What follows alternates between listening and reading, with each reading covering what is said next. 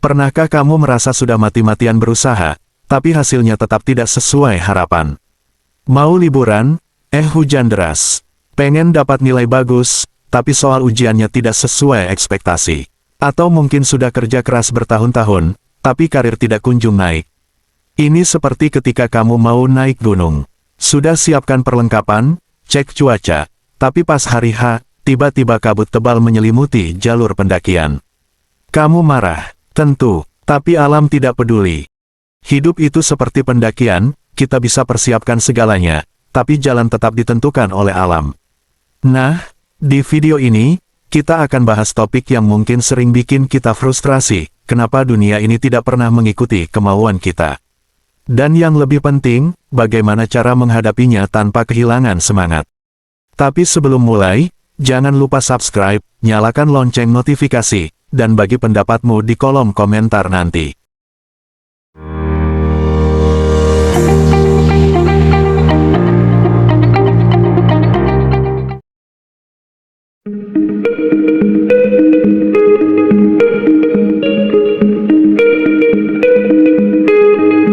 Pertama, kita perlu pahami, hidup ini penuh faktor yang tidak bisa kita kontrol.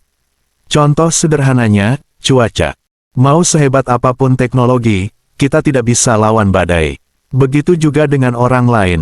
Kamu bisa baik ke seseorang, tapi belum tentu mereka membalasnya.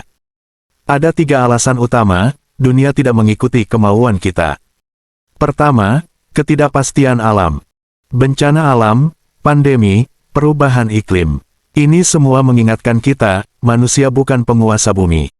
Seperti nelayan yang tidak bisa menghentikan ombak. Nelayan bisa menyiapkan kapal terbaik, tapi jika laut bergelora, mereka harus mundur.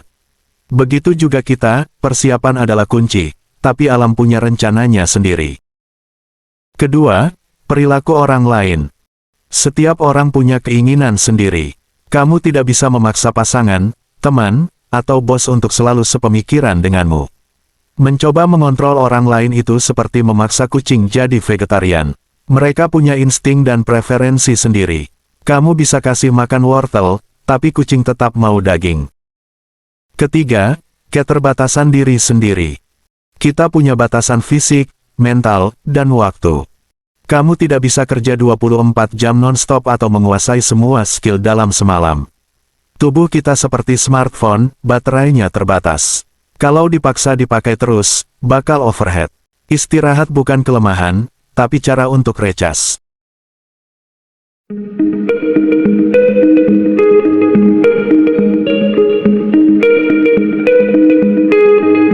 Saat harapan dan kenyataan tidak sejalan, otak kita bisa kebakar.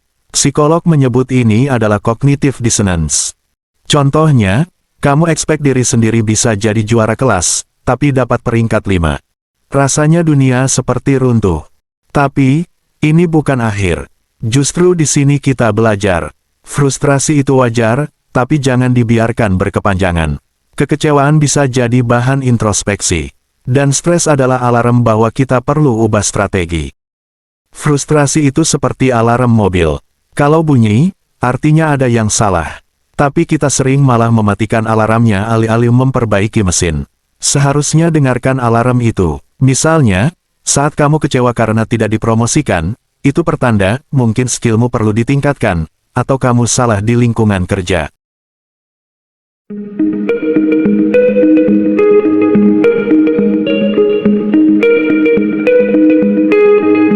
Oke, sekarang kita masuk ke solusi. Ini 4 langkah yang bisa kamu terapkan. Pertama, terima kenyataan. Pasrah bukan berarti menyerah, tapi mengakui, ini situasinya, saya harus mulai dari sini. Seperti bermain kartu, kamu tidak bisa milih kartu yang dibagikan, tapi kamu bisa tentukan cara memainkannya. Kedua, fokus pada yang bisa dikontrol. Daripada marah karena hujan, siapkan payung. Daripada ngomelin bos, tingkatkan skill. Hidup itu seperti GPS. Kalau jalan tol macet, GPS akan cari rute alternatif. Kamu juga harus begitu, jangan fokus pada kemacetan, tapi carilah jalan lain. Ketiga, fleksibel dengan rencana. Hidup itu seperti arung jeram. Kalau nggak bisa lawan arus, cari jalur lain. Seperti pohon bambu, saat angin kencang datang, bambu melengkung alih-alih patah. Fleksibilitas adalah kekuatan. Keempat, ambil pelajaran. Setiap kegagalan adalah data. Tanya diri, apa yang bisa saya perbaiki? Gagal itu seperti eksperimen ilmuwan. Thomas Edison gagal 1000 kali sebelum nemuin lampu. Katanya, saya tidak gagal, saya menemukan 1000 cara yang tidak bekerja.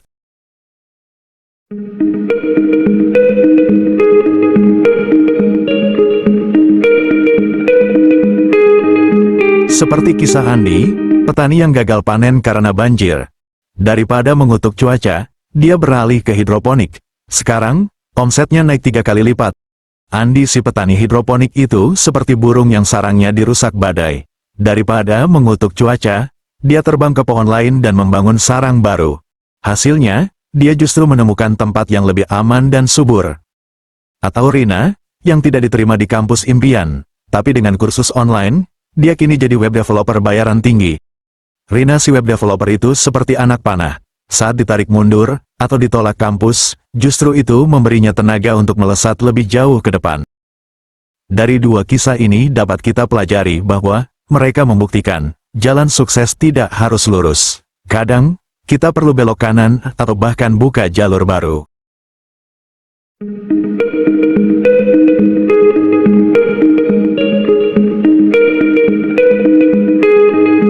Menghadapi dunia yang tidak sesuai keinginanmu, coba praktikkan kebiasaan ini. Pertama, jurnal harian. Tulis hal-hal yang membuatmu bersyukur dan pelajaran hari ini. Jurnal harian itu seperti peta harta karun. Setiap hari, kamu menandai X di tempat-tempat kecil yang membuatmu bersyukur. Lama-lama, kamu sadar hidupmu sebenarnya penuh harta. Kedua, meditasi. Bisa bantu kurangi kecemasan. Meditasi itu seperti mengaduk segelas air keruh. Semakin diam, kotorannya mengendap, dan air jadi jernih. Pikiranmu pun begitu. Ketiga, pemetaan pikiran. Buat rencana A, B, atau C untuk antisipasi kegagalan. Ini seperti ketika kamu berangkat keluar kota, mobilmu mogok, tapi kamu bisa naik bus atau kereta.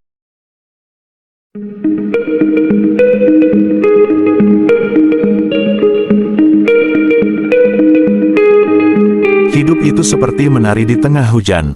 Kamu bisa marah karena basah, atau menikmati tarianmu sambil tertawa. Pilihannya ada di tanganmu. Seperti kata filsuf Tiongkok kuno, air mengalir ke tempat rendah, tapi bisa mengikis batu. Kita mungkin tidak bisa mengubah arah sungai, tapi bisa belajar mengalir dengannya. Jadi, dunia memang tidak akan pernah mengikuti kemauan kita. Tapi justru disitulah keindahannya. Bayangkan kalau semua terkontrol, hidup akan membosankan seperti robot. Kuncinya adalah kolaborasi, bukan kontrol. Seperti nelayan yang tidak bisa menghentikan ombak, tapi bisa belajar berlayar darinya. Terima kasih sudah menonton. Jangan lupa subscribe, dan share ke teman-teman yang perlu dukungan. Ingat, kamu tidak sendiri. Sampai jumpa di video berikutnya.